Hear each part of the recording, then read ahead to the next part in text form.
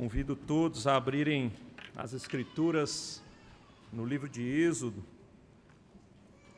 Hoje nós trabalharemos uma porção grande, irmãos, das Escrituras, a partir do capítulo 36, verso 8. Êxodo 36, verso 8, nós iremos até o final do capítulo 37, tá bom? Êxodo 36, 8 a 37, 29. Será o nosso texto de hoje.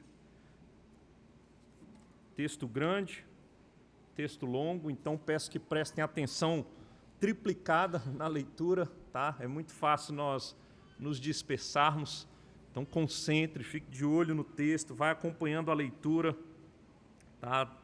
Acho que levaremos aí uns 6 a 7 minutos, talvez, só de leitura, mas fiquem tranquilos que eu vou me esforçar para que a pregação não seja proporcional ao tamanho do texto, no que diz respeito ao tempo, tá?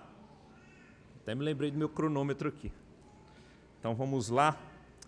Êxodo 36, a partir do verso 8, diz assim, palavra do nosso Deus: Assim, todos os homens hábeis, entre os que faziam a obra, fizeram um tabernáculo com 10 cortinas de linho fino retorcido, estofa azul, púrpura e carmesim, com querubins. De obra de artista os fizeram. O comprimento de cada cortina era de 28 côvados e a largura de 4 côvados. Todas as cortinas eram de igual medida. 5 cortinas eram ligadas uma à outra, e as outras 5 também ligadas uma à outra. Fizeram lançadas de estofa azul na orla da cortina, que estava na extremidade do primeiro agrupamento, e de igual modo fizeram na orla da cortina, que estava na extremidade do segundo agrupamento. 50 lançadas fizeram numa cortina, e 50 na outra cortina, na extremidade do segundo agrupamento. As lançadas eram contrapostas uma à outra. Fizeram 50 colchetes de ouro, com os quais prenderam as cortinas uma à outra, e o tabernáculo passou a ser um todo. Fizeram também de pelos de cabra cortinas para servirem de tenda sobre o tabernáculo. Fizeram 11 cortinas. O comprimento de cada cortina era de 30 côvados e a largura de 4 côvados. As 11 cortinas eram de igual medida. Ajuntaram à parte 5 cortinas entre si e de igual modo as 6 restantes. E fizeram 50 lançadas na orla da cortina, que estava na extremidade do primeiro agrupamento. Fizeram também 50 colchetes de bronze para juntar a tenda, para que viesse a ser um todo. Fizeram também de peles de carneiro 30 tintas de vermelho, uma coberta para a tenda e outra coberta de peles finas. Fizeram também de madeira de acácia as tábuas para o tabernáculo, as quais eram colocadas verticalmente. Cada uma das tábuas tinha 10 côvados de comprimento e côvado e meio de largura. Cada tábua tinha 2 encaixes, travados um com o outro. Assim fizeram com todas as tábuas do tabernáculo. No preparar as tábuas para o tabernáculo, fizeram 20 delas para o lado sul. Fizeram também 40 bases de prata debaixo das 20 tábuas, 2 bases debaixo de uma tábua para os seus 2 encaixes e 2 bases debaixo de outra tábua para os seus 2 encaixes. Também fizeram 20 tábuas ao outro lado do tabernáculo, para o lado norte, com as suas 40 bases de prata, 2 bases debaixo de uma tábua e 2 bases debaixo de outra tábua. Ao lado do tabernáculo, para o ocidente, fizeram 6 tábuas. Fizeram também 2 tábuas para os cantos do tabernáculo de ambos os lados, as quais por baixo estavam separadas, mas em cima se ajustavam à primeira argola. Assim se fez com as 2 tábuas nos 2 cantos. Assim eram as 8 tábuas com as suas bases de prata, 16 bases, 2 bases debaixo de uma tábua e 2 debaixo de outra tábua. Fizeram também travessas de madeira de acácia, 5 para as tábuas de um lado do tabernáculo, 5 para as tábuas do outro lado do tabernáculo e 5 para as tábuas do tabernáculo ao lado posterior, que olha para o ocidente. A travessa do meio passava ao meio das tábuas, de uma extremidade à outra. Cobriram de ouro as tábuas, e de ouro fizeram as suas argolas, pelas quais passavam as travessas, e cobriram também de ouro as travessas. Fizeram também o véu de estoufo azul, púrpura, carmesim e linho fino retorcido. Com querubins o fizeram de obra de artista, e fizeram-lhe 4 colunas de madeira de acácia, cobertas de ouro. Os seus colchetes eram de ouro, sobre 4 bases de prata. Fizeram também para a porta da tenda um reposteiro de estofo azul, púrpura, carmesim e linho fino retorcido, obra de bordador, e as suas 5 colunas e os seus colchetes, as suas cabeças e as suas molduras cobriram de ouro, mas as suas 5 bases eram de bronze. Fez também Bezalel a arca de madeira de acácia, de 2 côvados e meio era o seu comprimento, e de 1 côvado e meio a largura, e de 1 côvado e meio a altura. De ouro puro a cobriu, por dentro, por fora a cobriu, e fez uma bordadura de ouro ao redor. Fundiu para ela 4 argolas de ouro, e as pôs nos 4 cantos da arca, 2 argolas num lado dela e 2 argolas no outro lado. Fez também varais de madeira de acácia e os cobriu de ouro. Meteu os varais nas argolas aos lados da arca, para se levar por meio deles a arca. Fez também o propiciatório de ouro puro. De 2 côvados e meio era o seu comprimento, e a largura de 1 côvado e meio. Fez também 2 querubins de ouro batido os fez nas 2 extremidades do propiciatório. Um querubim na extremidade de uma parte e o outro na extremidade da outra parte. De uma só peça, com o propiciatório, fez os querubins nas 2 extremidades dele. Os querubins estendiam as asas por cima, cobrindo com elas o propiciatório. Estavam eles de faces voltadas uma para a outra, olhando para o propiciatório. Fez também a mesa de madeira de acácia. Tinha o comprimento de 2 côvados, a largura de 1 côvado e a altura de 1 côvado e meio. De ouro puro a cobriu, e lhe fez uma bordadura de ouro ao redor. Também lhe fez moldura ao redor na largura de 4 dedos, e lhe fez uma bordadura de ouro ao redor da moldura. Também lhe fundiu 4 argolas de ouro, e pôs as argolas nos 4 cantos que estavam nos seus 4 pés. Perto da moldura estavam as argolas, como lugares para os varais, para se levar à mesa. Fez os varais de madeira de acácia e os cobriu de ouro, para se levar à mesa. Também fez de ouro puro os utensílios que haviam de estar sobre a mesa, os seus pratos e os seus recipientes para incenso, e as suas galhetas e as suas taças em que se haviam de oferecer libações. Fez também o candelabro de ouro puro, de ouro batido o fez, o seu pedestal, a sua haste, os seus cálices, as suas maçanetas, as suas flores formavam com ele uma só peça. 6 hastes saíam dos seus lados, 3 de um lado e 3 do outro. Numa haste havia 3 cálices com formato de amêndoas, uma maçaneta e uma flor, e 3 cálices com formato de amêndoas na outra haste, uma maçaneta e uma flor. Assim eram as 6 hastes que saíam do candelabro. Mas no candelabro mesmo havia 4 cálices com formato de amêndoas, com suas maçanetas e com suas flores.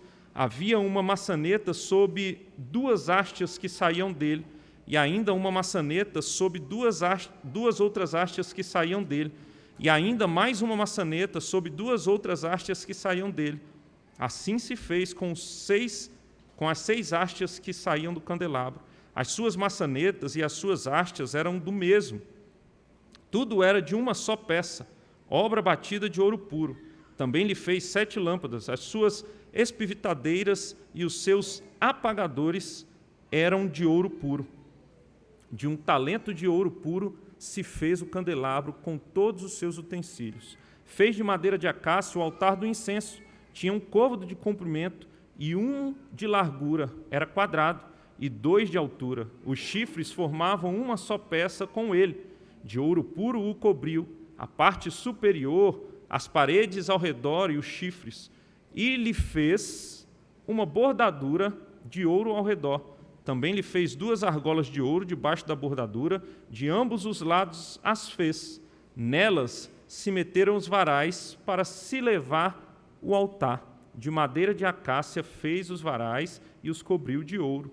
Fez também o óleo santo da unção e o incenso aromático puro de obra de perfumista. Amém. Oremos uma vez mais, irmãos. Senhor Deus, amado Pai, te louvamos, ó Deus, pela Tua palavra que foi lida. Tua palavra é inspirada, Deus. O Senhor inspirou Moisés, o Senhor usou Moisés para registrar o que foi registrado aqui no livro do Êxodo, ó Pai. Isso aqui não está à toa, não foi um erro, ó Deus, ao registrarem o que está registrado, está exatamente como o Senhor gostaria que estivesse. Nós pedimos, ó Deus, que o Senhor nos ajude a compreender o que o Senhor quer falar conosco e mostrar para nós através de um texto como esse, ó Deus. Ajuda-nos a compreender a Tua vontade, ajuda-nos, ó Deus, neste momento, é a nossa oração, livra-nos de dispersão, ajuda-me, ó Deus, ao falar da parte do Senhor, ó Deus, e que o nome do Senhor seja exaltado no nosso meio. Nós oramos assim no nome de Jesus. Amém. Amém. Texto longo, né? Deu para cansar? Cadê as crianças? Estão aí comigo? Estou vendo algumas bem concentradas, ficaram de olho na leitura. Crianças, deixa eu falar uma coisa para vocês. Eu queria que vocês fizessem um desenho para mim, tá certo? Preparem o papel, o lápis. O desenho que eu quero que vocês desenhem é o seguinte: vocês vão desenhar um prato com comida, mas não é qualquer comida que vocês vão desenhar no prato. Eu quero que vocês desenhem, e sem falar com os pais hoje, vocês vão desenhar aquelas comidas que seus pais mais gostam, tá bom? Escolhe aí o papai ou a mamãe, você vai colocar dentro do prato que você vai desenhar as comidas preferidas do seu pai. Combinado? Ou da sua mãe. E depois você vai levar o seu desenho para o seu pai, mostrar e perguntar: papai, é isso mesmo que você gosta? Tá bom? Irmãos, eu não sei se vocês já tiveram uma experiência parecida com a que eu vou contar aqui com vocês. Também tem a ver com comida, tá? Eu tenho sentido muito calor aqui em Brasília nesses dias. Desde que eu voltei do Rio Grande do Sul, eu estou sentindo muito calor. Não sei se eu acostumei um pouco ali com o frio, se bem que o calor também era insuportável no verão, mas eu tenho sentido muito calor. E em uma dessas noites calorentas, que tem feito muito calor aqui em Brasília, eu estava com minha esposa numa noite um pouco diferenciada. Os meninos dormiram mais cedo, nós estávamos extremamente exaustos, e minha esposa, ela falou: estou com desejo de comer um açaí, né? Está calor, acho que um açaí refrescaria. Então, eu vendo que ela estava com aquele desejo, aquela vontade de comer um açaí, eu falei: pode ir tomar seu banho e deixa comigo, tá? Deixa comigo que eu vou pedir o açaí para a gente. E aí entrei no iFood, estou lá procurando, e aí apareceu uma promoção, irmãos, né? Eu cliquei lá, açaí, e dentre as lojas apareceu uma promoção de açaí. Eu falei: é essa mesmo que eu vou comprar. E minha esposa está lá tomando banho dela. E eu estou lá fazendo o pedido, e aí, quando eu vi a promoção, a primeira coisa, brilhou nos meus olhos que estava bem barato. Eu falei: esse aqui que eu vou pedir. E aí já desconsiderei que minha esposa tinha pedido para eu pedir o açaí, o desejo era dela. Desconsiderei, então já fui errado no mais barato. Além disso, irmãos, o açaí oferecia como opções adicionais várias coisas. Irmãos, minha esposa gosta do açaí puro, sabe aquele puríssimo, né, que não tem açúcar, é o que ela gosta, mas eu me empolguei. E eu comecei a olhar para o que eu gosto, e aí pedi com leite condensado, com amendoim, com paçoca, cheio de açúcar. Aquele negócio doce chegou, irmãos. Ela esperando o açaí dela. Eu vou lá na frente da casa, o motoqueiro chama, eu pego o açaí, chega eu com o sacolão grande. Ela vê, primeira coisa, ela vê 3 açaís. Para que 3 açaís? É porque fazia parte da promoção, né? Segundo, quando ela vê aquele açaí cheio de coisa branca, leite condensado, eu vi que a cara dela fechou, irmãos. Eu vi que ela não gostou, ela tinha pedido, ela estava com desejo, ela teve expectativa. Para resumir a história, só eu comi açaí, sobrou mais um tanto de açaí, porque ela não gosta, e nem com os remédios dela ela estava para tomar algo que tivesse lactose. Esse foi o resumo da história trágica nesta noite, o erro que eu cometi. Mas, irmãos, quando nós olhamos para o texto bíblico, esse texto que lemos, esse texto cheio de detalhes, nós vemos algo diferente do erro que eu cometi. Pela graça de Deus, o povo de Israel dessa vez não cometeu erro. Desta vez, e nesse texto que nós estamos lendo, o povo de Israel, sabendo das instruções e do que Deus queria que eles fizessem, o povo de Israel se atentou e fez exatamente o que Deus queria. Fez exatamente o que Deus queria. As ordens que foram dadas por Deus no que diz respeito à construção do tabernáculo foram observadas, ou melhor, estão sendo observadas, porque o texto não para por aqui. Na próxima semana continuaremos com a confecção do tabernáculo, com a obra do tabernáculo, feita exatamente como Deus quis. E é pensando nisso, e justamente nisso, que nós vamos meditar no seguinte tema: a ordem de Deus deve ser cumprida à risca. A ordem de Deus deve ser cumprida à risca, é o tema do nosso sermão de hoje, tá certo? Nós olhamos para o texto e nós bem sabemos que Deus fez uma aliança com o seu povo. Nessa aliança que Deus fez, Ele resolveu então mandar o povo, ordenar o povo a construir o tabernáculo. Então, a partir do capítulo 25 de Êxodo, nós vemos as instruções para a construção do tabernáculo, cheio de detalhes, cheio de diretrizes detalhadas por Deus, e era para ser feito exatamente daquela maneira. O tabernáculo que representaria a presença de Deus com o seu povo. Uma vez que temos uma aliança, uma vez que vocês são meu povo, eu vou habitar no meio de vocês, mas sigam a minha ordem à risca, cumpram do jeito que eu estou mandando. Era o que Deus estava dizendo para o seu povo. Nós vimos isso até o verso 31, as instruções acerca da confecção do tabernáculo. Nós vemos já no capítulo 32 o povo fazendo tudo diferente. Moisés ainda não havia descido do Sinai, eles fazem o bezerro de ouro totalmente diferente do que Deus queria. Tá? Eles pecam gravemente contra Deus. Deus depois misericordiosamente os perdoa a partir da mediação de Moisés, da intercessão de Moisés. E agora Deus está dando uma nova oportunidade. Vamos lá de novo, eu estou dando uma nova oportunidade para caminharmos juntos, a minha presença vai ser com vocês, eu vou levar vocês à terra prometida, mas façam o tabernáculo. Então nós vimos, irmãos, já no capítulo 35, vimos na semana passada, que Deus de fato agora diz: esse é o momento de construir o tabernáculo. E o povo então ajunta os materiais, as ofertas para a construção do tabernáculo, para fazer os utensílios, e com prontidão eles se colocam na construção, com as mãos à obra. Tá? Deus chama alguns homens, separa alguns homens, dá capacidades especiais para esses homens e usa capacidades que Ele já havia dado a esses homens, e agora o tabernáculo vai ser construído. É aqui que nós chegamos. A partir do verso 8 do capítulo 36, nós vemos a construção. Agora não são apenas as instruções, mas a construção do tabernáculo. No texto que lemos, nós vemos a construção das cortinas do tabernáculo, a cobertura de peles e tábuas, nós vemos o véu, que é uma espécie de cortina também, o reposteiro, que é um cortinado, e colunas, a arca da aliança sendo construída, nós vemos o propiciatório sendo construída, a mesa dos pães da propiciação, nós vemos o candelabro sendo construído, altar do incenso, óleo sagrado e o incenso santo. Tudo isso foi construído, foi feito por esses homens, por obra de artistas, homens separados por Deus. Ok, e o que esse texto tem a ver conosco? O que esse texto nos ensina? Irmãos, eu não vou ser repetitivo e lembrar cada detalhe de cada utensílio construído. Nós já vimos isso nas instruções.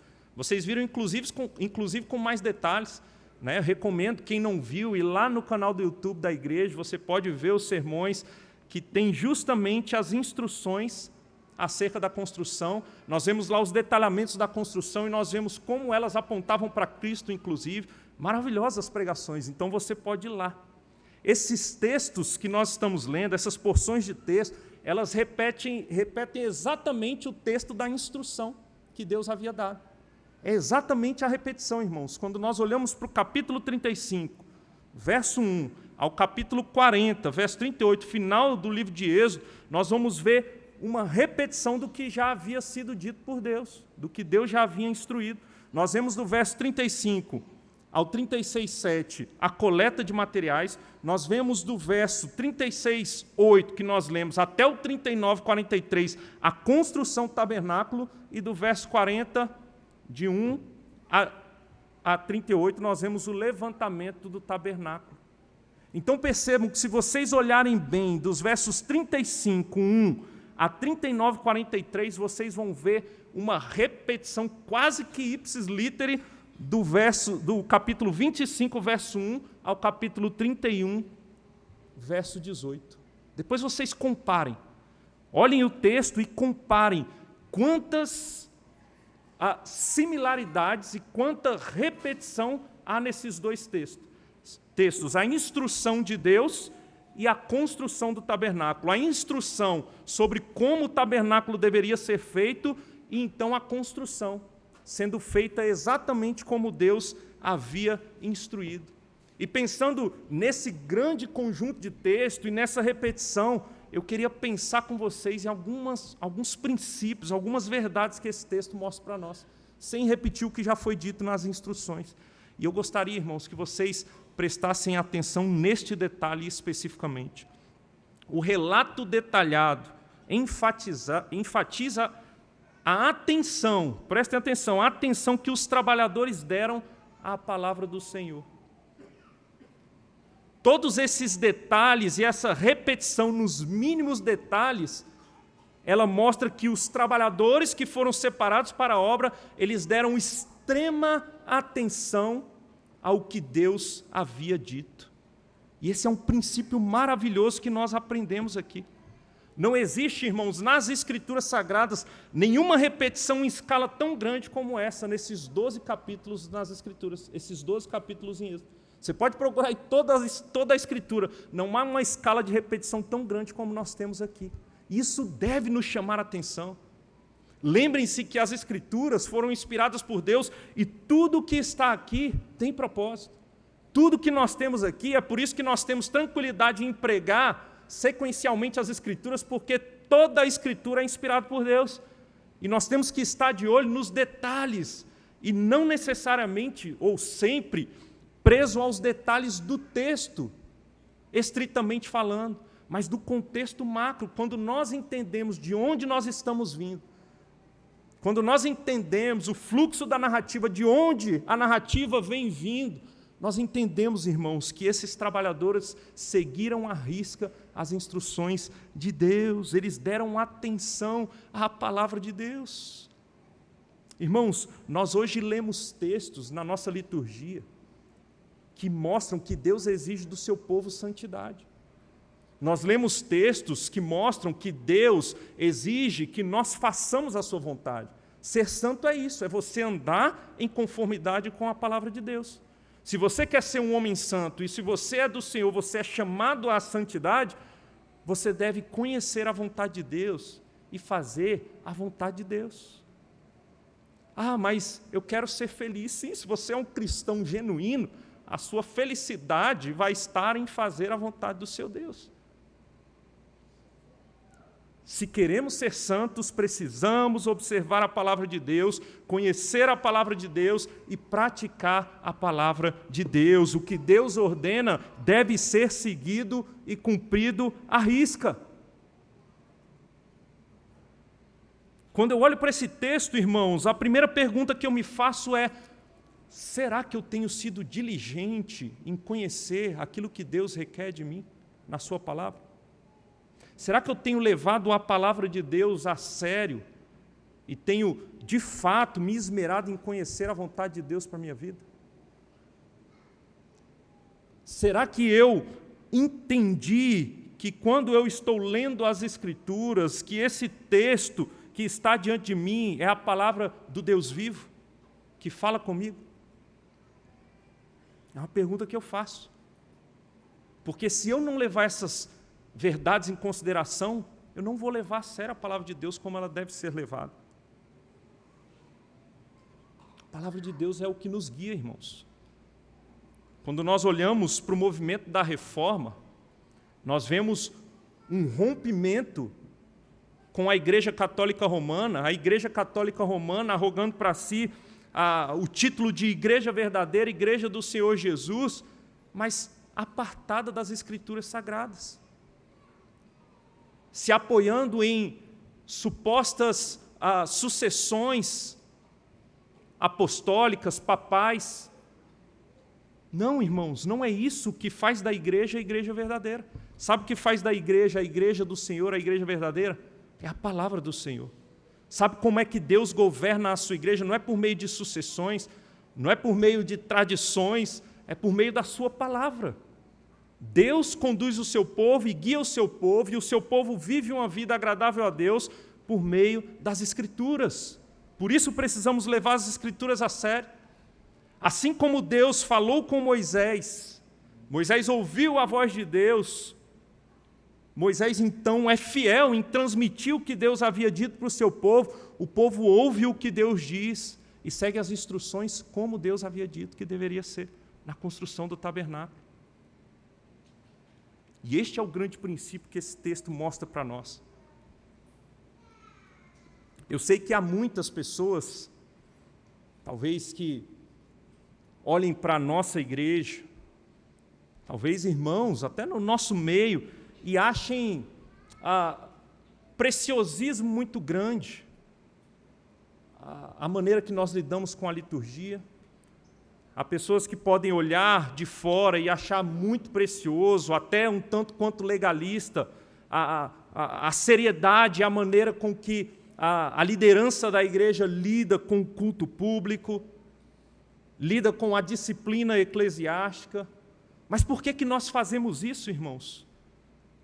Porque nós queremos ser santos como o nosso Deus é santo.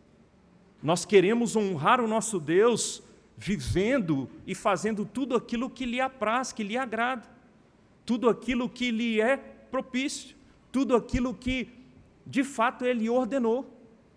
Nós não inventamos um culto da nossa cabeça, nós não inventamos uma liturgia da nossa cabeça, nós não inventamos uma maneira de adorar a Deus, nós não fazemos como eu fiz com o açaí. Não fazemos. O que eu gosto é o que eu vou pedir. Não. Nós olhamos para aquilo que Deus requer de nós. Nós olhamos para aquilo que Ele ordena, e o que Ele ordena, então, nós praticamos. Aquilo que Ele ordena, então, nós colocamos em prática, nós vivemos. E dessa maneira Ele é adorado. Dessa maneira Ele é exaltado. Dessa maneira nós estamos vivendo em santidade e estamos agradando a Deus. É isso que diz o nosso princípio regulador do culto, por exemplo, que tudo aquilo que Deus ordena, nós fazemos. Não é preciosismo. Quando nós olhamos para as Escrituras, nós vemos que Deus é santo e Ele exige do seu povo santidade. O Deus imutável, irmãos, ou melhor, esse Deus é imutável, e o Deus que se revela no Antigo Testamento é o mesmo Deus nosso na Nova Aliança. Deus não mudou o seu caráter, Deus não mudou o seu padrão. Deus continua exigindo do seu povo santidade, e nós precisamos ser santos naquilo que Ele exige de nós, naquilo que Ele requer de nós. Nós estamos iniciando o ano, hoje é dia 5 de janeiro de 2025, e eu sei que no início do ano muitas pessoas fazem aquele plano anual de leitura, né? E as pessoas começam a ler suas porções, às vezes começando de Gênesis. E nessa leitura anual, irmãos, eu já vi muitas pessoas desistindo quando chegam em Levítico, não é verdade? Chegam em Levítico ali e fica uma leitura truncada, né? Uma leitura que a pessoa olha e não está entendendo nada. O livro de Levítico, irmãos, ele é precioso. Não é fácil de ler, de fato. Você tem que aguçar a sua imaginação, tentar ver, talvez hoje, com o que nós temos disponível, pesquisar para você conseguir enxergar tudo aquilo que está escrito, tentar perceber através de mais o que está sendo escrito. Mas o texto de Levítico, irmãos, ele traz para nós, ou traz para o povo de Israel, e nós temos acesso a esse texto, as leis cerimoniais e algumas leis civis do povo de Israel. Nós temos leis detalhadas de como Deus queria ser adorado nas cerimônias religiosas do povo de Israel. E como Deus queria que o povo vivesse. Como Ele queria que a sociedade de Israel vivesse. E o texto de Levítico, ele pode ser resumido no capítulo 11, no verso 45, que diz justamente o que Pedro diz que nós lemos na liturgia hoje. E o texto diz: portanto, vós sereis santos, porque eu sou santo. Nós vemos claramente um chamado à santidade, nós vemos claramente Deus dando ordens para que o seu povo siga a risca. Isso é ser santo como Ele é santo. Essas cerimônias, esses detalhes, inclusive o texto que nós lemos do Êxodo, mostrando detalhamentos na confecção do tabernáculo, mostram a santidade de Deus, apontam para a santidade de Deus. O nosso Deus é santo, como nós cantamos aqui. Santo Ele é. E esses detalhes todos mostram a sua santidade, apontam para o caráter santo de Deus. E sabe o que Deus exige, então, de mim e de você? Santidade. Santidade. Infelizmente, irmãos, nos nossos dias, muitas pessoas olham para esse tipo de texto ou exigência de Deus e desconsideram. Acham que buscar uma vida de santidade é ser legalista. Chamam quem tenta viver uma vida santa em todas as esferas da sua vida, a partir do culto, em todas as esferas da vida, chamam de puritano ou de neopuritano, porque ele quer seguir à risca o que as Escrituras dizem, mas é justamente isso que Deus exige de nós. É isso que Deus exige de nós. Ontem eu conversava com alguns irmãos e um irmão contava, por exemplo, que a mãe dele foi num culto, numa igreja bem famosa no Brasil, e logo na entrada da igreja, irmãos, tinha um carro de pipoca, vendendo pipoca. E as pessoas, quando a mãe dele então entra e senta, ela escuta aquele barulho de mastigação, as pessoas estavam comendo pipoca no culto. Parece loucura isso, talvez para muitos de nós, porque nós estamos acostumados com isso, mas é uma realidade, tem acontecido em mega igrejas aí fora, e as pessoas gostam desse tipo de coisa. Quando eu penso em comer pipoca, eu penso em entretenimento. Eu não sei vocês, eu vou assistir um filme, eu vou para um circo, eu vou ver um jogo de futebol, eu gosto de comer pipoca. Mas no culto santo ao Senhor, será que cabe, irmãos? Será que não há um desvio muito grande daquilo que Deus requer do seu povo? Tanto aquilo que é explicitamente exigido, como aquilo que nós podemos tirar a partir de princípios das Escrituras, do próprio bom senso. Deus exige santidade. Ele exige santidade no culto, Ele exige santidade na nossa vida, até porque nossa vida é um culto ao Senhor. O texto de Levítico, capítulo 10, vai mostrar o exemplo de Nadab e Abiú, e eu não vou lembrar aqui com vocês, porque no sermão passado já foi dito, mas eu gostaria que vocês lembrassem comigo de um outro exemplo de alguém que não observou a prescrição e as instruções de Deus e se deu muito mal. Vocês lembram de um homem chamado Uzá?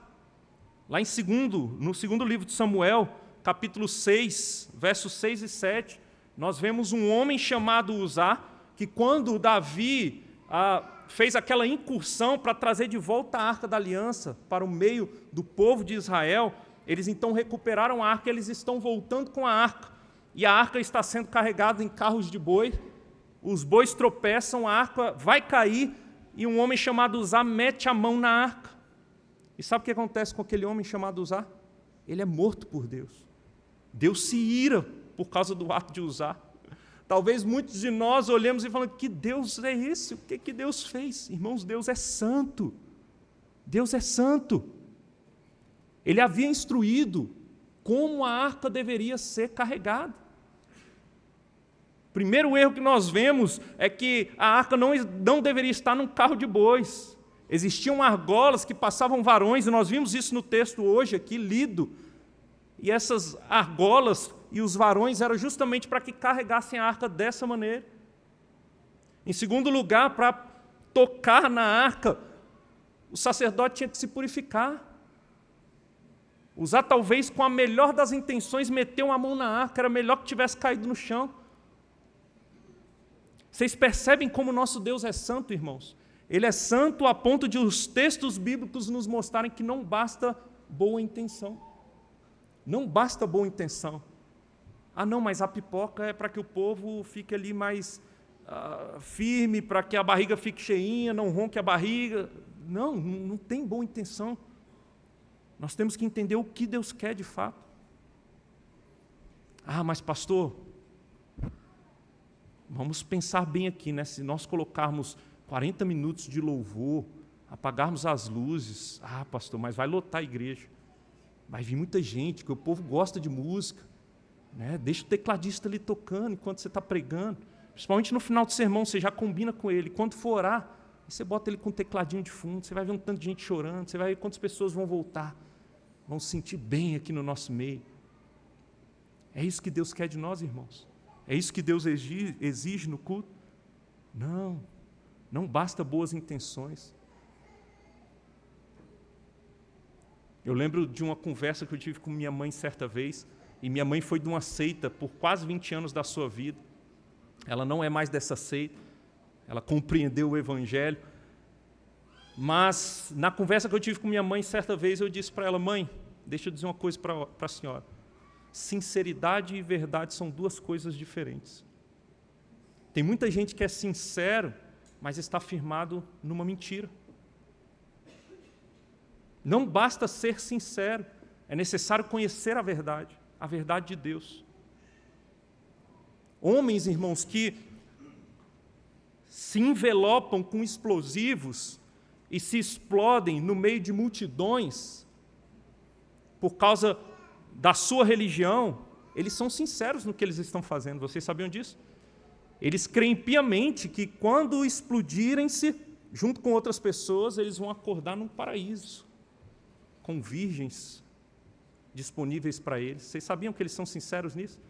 E eles vão com toda sinceridade, se explodem, matando outras pessoas. Pergunta que eu faço: essa é uma realidade? Essa é uma verdade de Deus? É uma mentira. Então não basta sinceridade, nós precisamos conhecer a verdade e viver a verdade de Deus. É o que esse texto está mostrando para nós.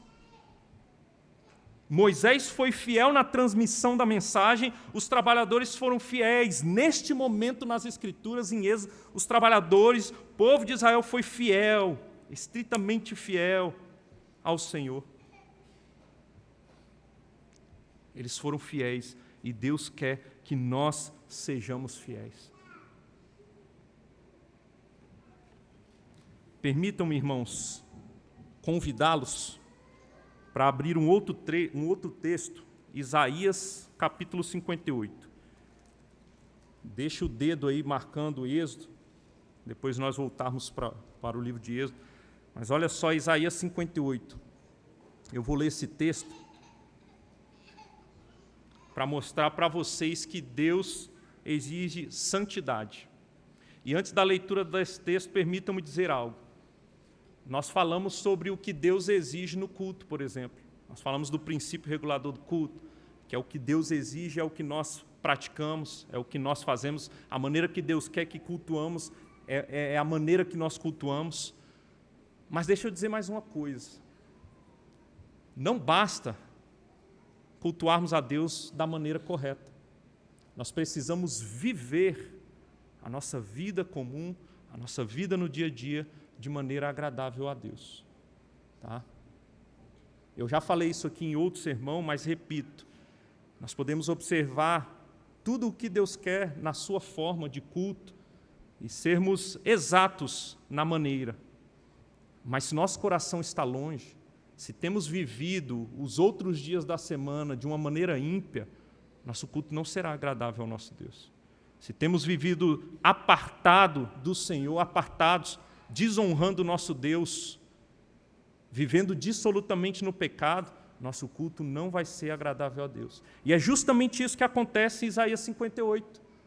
O povo fazia jejuns a Deus, e jejum era uma prescrição do próprio Deus, jejum era algo que Deus gostava que o seu povo observasse e praticasse, mas não neste caso. E olha aqui o porquê, e eu vou ler o texto. Diz assim, clama a plenos pulmões, não te detenhas, ergue a voz como a trombeta e anuncia ao meu povo a sua transgressão e à casa de Jacó os seus pecados.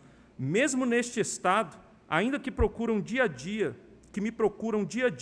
têm prazer em saber os meus caminhos, como povo que pratica a justiça e não deixa o direito do seu Deus, perguntam-me pelos direitos da justiça. Têm prazer em se chegar a Deus, dizendo: por que jejuamos nós e tu não atentas para isso? Por que afligimos a nossa alma e tu não levas em conta? Eis que no dia em que jejuais, cuidais dos vossos próprios interesses e exigis que se faça todo o vosso trabalho. Eis que jejuais para contendas e rixas e para ferirdes com punho iníquo. Jejuando assim como hoje, não se fará ouvir a vossa voz no alto. Seria este o jejum que escolhi, que o homem um dia aflija a sua alma, incline a sua cabeça como o junco e estenda debaixo de si pano de saco e cinza?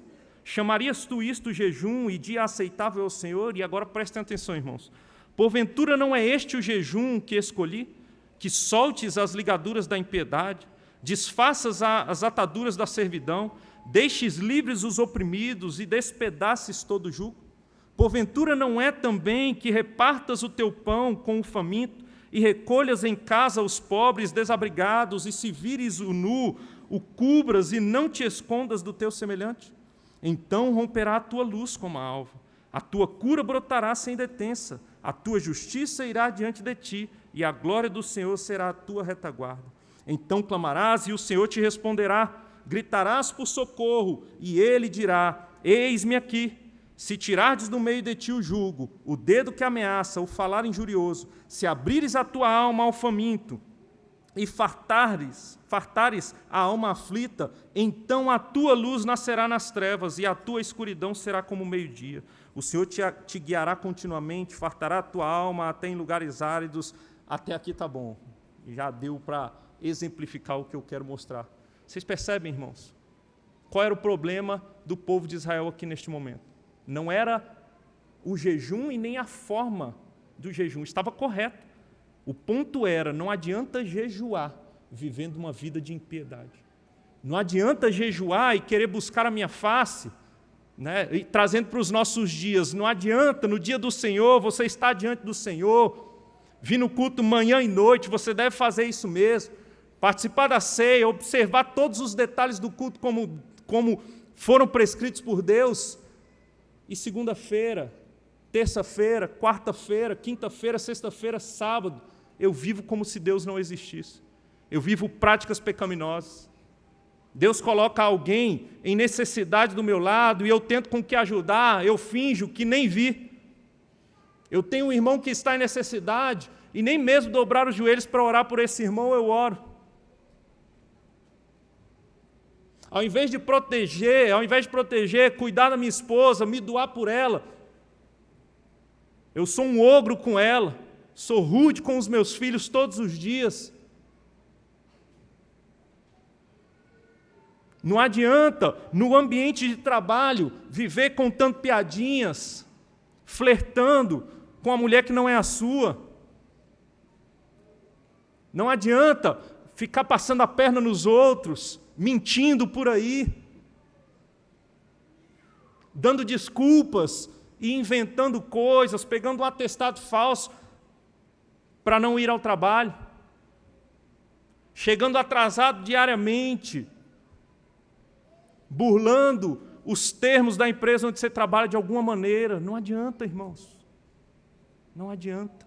Nós temos que viver vida santa diante do nosso Deus.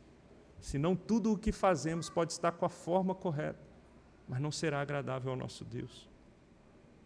Não será agradável, irmãos. Faça um teste depois. Pegue os 10 mandamentos. Os 10 mandamentos. Pegue o breve catecismo.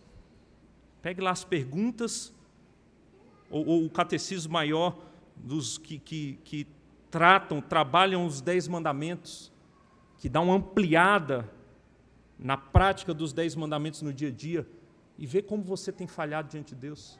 Vê se não há coisas na sua vida que têm sido prática de quebra dos mandamentos do Senhor. Olhe, busque viver uma vida santa, seja diligente em conhecer a vontade do Senhor, se aprofundar na vontade do Senhor, naquilo que Deus exige de nós, e pratiquemos, irmãos. pratiquemos, façamos a vontade do nosso Deus. Busquemos cumprir a sua vontade, a sua ordem à risca, em tudo aquilo que pudermos. E no que não estamos, nos arrependamos, nos voltemos para o Senhor, para caminhar em santidade. Se tem algo, irmãos, que nós precisamos, como igreja, é sermos santos. E quando eu estou dizendo isso aqui para vocês, irmãos, é constrangedor para mim. Pensar e vir à minha mente os erros que cometo, os pecados que pratico. Isso faz com que eu core de vergonha, e nós devemos corar de vergonha com o nosso pecado. Nosso Deus é santo e Ele exige de nós santidade. Nosso Deus é puro e Ele requer de nós pureza. Não dá para levar na brincadeira o cristianismo que abraçamos. Não dá para nos dizermos cristãos e brincarmos de sermos cristãos, irmãos. Não dá. Precisamos buscar conhecer e seguir à risca a vontade de Deus. Mas talvez você se pergunte, faça a pergunta, mas pastor, quem consegue cumprir a ordem de Deus à risca? Quem consegue cumprir a ordem de Deus à risca, de domingo a domingo, de domingo a segunda, ou de domingo a sábado, melhor dizendo? Quem consegue em cada parte, em cada área da sua vida, em cada momento, seguir a vontade de Deus à risca? Você tem razão. Nenhum de nós consegue. Por mais que devamos perseguir a santidade, cumprir a lei de Deus, a ordem dele à risca, nenhum de nós consegue plenamente. Nós vamos falhar, nós vamos errar, nós vamos escorregar.